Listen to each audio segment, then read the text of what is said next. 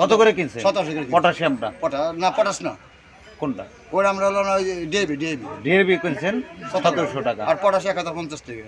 আসলে এই সংকটটা আসলে কিসের? ওটা ভাই ওটা তো আমরা বলতে পারলাম না। আমরা আমার কাছে সার নাই আমরা বলেন আমাকে বাধ্য করতে কিনতে হবে, সার দরকার, আমরা কিনছি। কি সার কিনলেন চাচা আপনি? চায়না ডিউটি কত করে নিল? 1650 টাকা। সরকারের রেট তো 1050 টাকা, তাহলে অতিরিক্ত দাম দিল। অতিরিক্ত কিছু নিলে কি করবো? এখন আমার তো কোন দোকান থেকে? দিব না, ওই যে দিলুয়ার দোকান থেকে দিলাম। এই সিন্ডিকেটটা কে করছে এটা আমাকে খুঁজে বের করতে হবে। আর এই দায়িত্ব হচ্ছে প্রশাসনের, এই দায়িত্ব সাধারণ জনগণ সেখানে যে এই সার খুঁজে বাইর করবো না যে সার কোথায় আছে।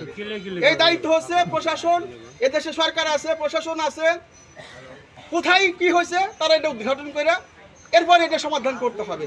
আর আমরা জানি জীবন এই দেখে আসলাম 54 বছরেই এই সিন্ডিকেট এই সিজন আসলে হয়। এই সিন্ডিকেটে যখন সিজন আসে তখনই তারা এই সার মানে সিন্ডিকেট করে গোডাউনজাত করে সংকট ক্রিম সৃষ্টি করার পর এরপরে পাবলিক হাহাকার। এখন তার কৃষকের সারটা এখনই লাগে, সুতরাং সারটা যদি এখন যদি না পায় তাহলে তার এই হাহাকার কে শুনবে, কে দেখে? আমি সেজন্য বলছি যে এটা সিন্ডিকেট হচ্ছে।